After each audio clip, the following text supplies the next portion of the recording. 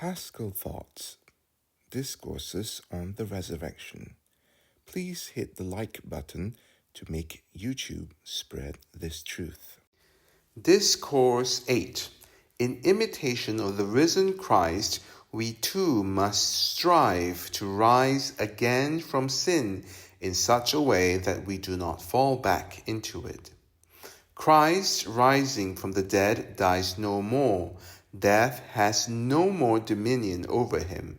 Romans 6, verse 9. One of the arguments the apostle uses to encourage the faithful not to return to their formerly renounced sins is the example of Christ's resurrection. He rose from death to life, but never to die again.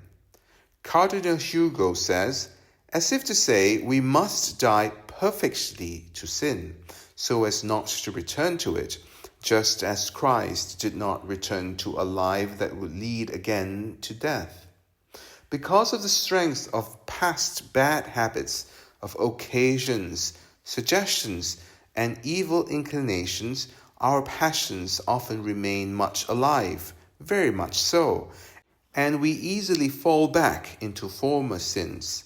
Therefore, it is crucial in these days to impress upon the faithful the importance of not relapsing into sin.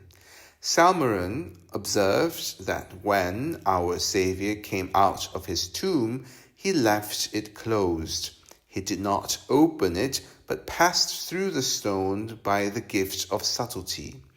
Later, the angel came and rolled the stone away. What message did he give us by this? By leaving the tomb sealed, Christ indicated that he would never die again, nor return to the tomb. Our tomb is sin and bad habits. St. Ambrose wrote, "What is your tomb if not your evil habits? Your tomb is betrayal, your sepulchre is your throat." When we come out of that tomb, we must leave it sealed as if we were never to return. In the same chapter, St. Paul exhorts us to spiritual resurrection and to avoid falling back into sin. He gives this reason: for if we have been united with him in a death like his, we shall also be united with him in a resurrection like his. We are like Christ in his death when we die in such a way that we do not die again. Just as he dies no more, death has no longer dominion over him. And he adds, knowing that our old self was crucified with him so that the body of sin might be destroyed, that we might no longer be enslaved to sin. St. Augustine, commenting on Romans, asks, what does it mean to destroy the body of sin? And he gives the answer, that we may no longer serve sin. St. Bernard laments, why do we call the Lord's holy resurrection by the name Passover, if for us it is a return more than a passage? In these past days of fasting and Lenten penance, we have wept over and renounced our sins. We have shown our compassion for the Redeemer's death. We have been united to him once again through a baptism of tears, penance and confession. If we had died to sin, how can we live in it any longer? If we have wept over our failings, why do we fall back into the same ones? Ecclesiasticus says, he that washes himself, baptizatu, after touching the dead, if he touch him again, what does his washing avail? The book of Numbers tells us that anyone who touched a corpse was unclean and had to be washed with the water of expiation. But that cleansing was useless if he were to touch the corpse again. The gloss explains, he who is baptized from the dead, that is, who has repented of sin with tears and then returns to it, what good is his washing, because there is no lasting reform? St. Gregory likewise writes, he is baptized from the dead, and then touches the dead again, who laments his past sins, but after tears returns to the same evil deeds. In the same place, St. Paul speaks of baptism and shortly after of resurrection. We were buried with him by baptism into death, so that as Christ was raised from the dead by the glory of the Father, we too might walk in newness of life. St. Thomas explains, by baptism we are buried with Christ, that is, we are conformed to his burial, just as one who is buried is placed underground, so one who is baptized is immersed under water. Hence, baptism involves a triple immersion, not only for the faith of the Trinity, but also to represent the 3 days of Christ's burial. This is also why solemn baptism is celebrated on Holy Saturday, when the Church commemorates Christ's burial. The point we must take is this: if we are buried with Christ and rise with him, it is not fitting to die again. St. Thomas says, he who dies with Christ also lives and rises with him, and Christ rose from the dead never to die again. Therefore, he who has been mortified to sin should so live with Christ that he never returns to sin.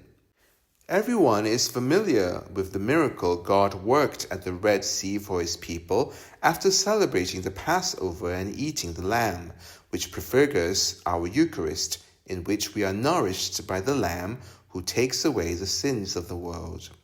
That people saw the sea parted by Moses' staff, passed to the promised land, and were freed from Pharaoh's tyranny, while all the Egyptians were drowned there. The Red Sea symbolizes the passion of the Redeemer, opened by Moses' staff, which represents the cross. There our sins were drowned along with the infernal tyrant, and the path of the true promised land, heaven, was opened through the desert of penance. St. Eucherius comments, God opened a path between the waters of the sea and then closed it behind, so that those heading for the desert would find a way forward, but no way back. In the Red Sea of Christ's passion and merits, the way to glory was opened to us.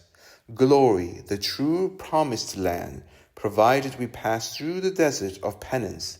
Our sins were drowned in that sea, but on the condition that we do not return to Egypt, nor turn our steps back to the cucumbers and meat pots, lest we face shipwreck.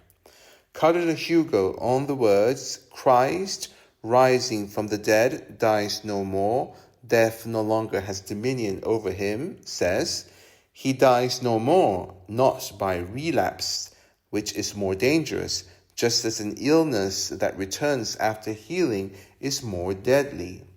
Christ once healed the paralytic and told him, you are healed, go and sin no more, lest something worse happen to you. Now, what worse could have happened than his 38-year paralysis? St. Cyprian says, these are the words of a physician who both heals and teaches, who both cures and warns. He who saves also preserves. Christ wished to give him a preservative both for the body, so he would not fall sick again, for often illness is a consequence of sin, and for the soul, so that he would not incur eternal death. St. Cyprian writes, a greater threat is made, for there is no forgiveness beyond that point, after you have come to know the Lord. St. Thomas says, let something worse happen to you, because whoever falls back into sin after receiving grace becomes more guilty due to ingratitude and deserves greater punishment. That terrifying warning from the royal prophet is very appropriate to strike fear into Christians and prevent relapse. The enemies of the Lord have lied to him, and what is the result?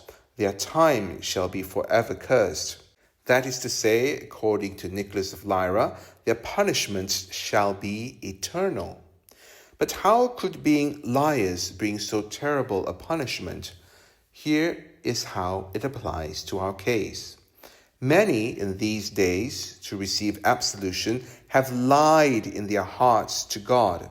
They promised to abandon the occasion, to forgive the injury, to make restitution, but had no real intention in doing so.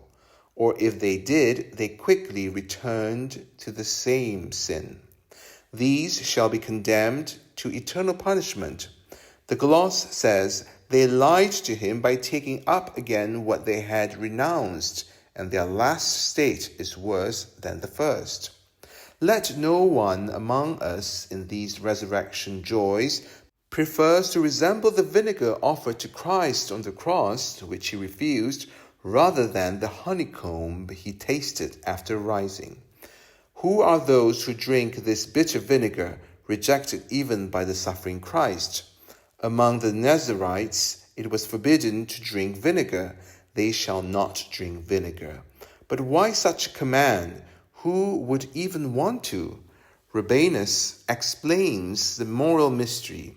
Those drink vinegar who, after living in holiness, fall again into the corruption of their former sins and take delight in their old wickedness. Our Saviour accepted the gall but refused the vinegar, perhaps to show his horror toward those who, after penance and forgiveness, return to their former sins. It sometimes happens, says Origen, that a man does not remain in sin, but after stopping, returns to his vomit, as we often see during these very days, and becomes most miserable, for after expelling the reign of sin and death and receiving the kingdom of life and justice, he again submits to the rule of sin and death. His next words are even more frightening, for they say that relapse endangers faith itself.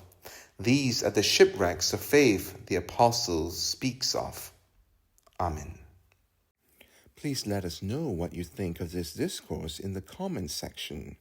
And remember to like this video to make YouTube spread this truth. And thank you for your generosity. God bless you.